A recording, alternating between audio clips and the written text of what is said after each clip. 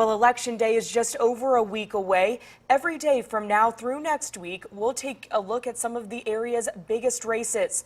News 18's Dan Klein starts the series off in the 4th Congressional District, where incumbent Republican Todd Rokita faces a challenge from Democratic candidate John Dale, who wants to go from teaching government in a public school to elected office.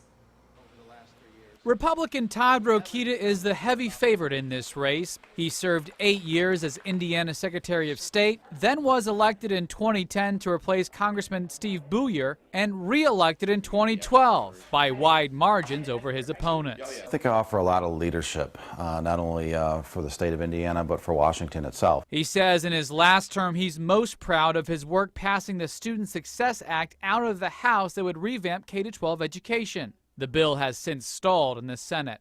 He's also proud that the House has passed a budget each of the last 4 years which has cut discretionary spending, part of his continuing push to deal with the country's escalating national debt. We're changing the culture of the discussion of the federal government and really of the nation, and from one of how much can we get away with spending to how much we need to reform our spending. So that we leave next generations better off. John Dale is a Democratic candidate. He spent the last 24 years as a government and history teacher at Western Boone High School and also has a farm in West Point.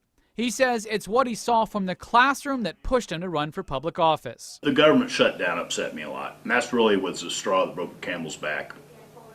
And you know, I wouldn't have run for this office if I felt we had a good representative.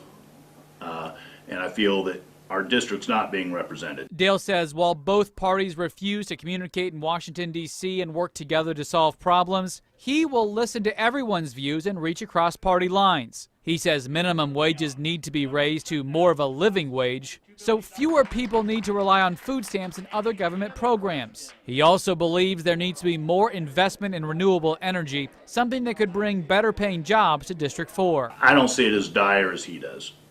You know, he says, I am worried about our grandkids with his debt. Well, you know, what about the environment and your grandkids? You know, the renewable energy is a lot better for the environment than, you know, the industries of the past. Tuesday, the men faced off in a debate at Crawfordsville High School in an event sponsored by the League of Women Voters. Their closing remarks highlight the contrast between the candidates. And there are big issues. They're huge issues. There's a fight going on for the heart and soul of this nation right now. More than I've ever seen it, perhaps more than some of you have ever seen it. So these decisions, which one of us you're going to have represent the 700,000 of us, are very important. Definition of insanity is voting the same people in and expecting different results. You know, they've shown what they're going to do in the past. You know, if you guys are happy with that, vote for the incumbent. You know, if you're ready for change, vote for me. And that was News 18's Dan Klein reporting.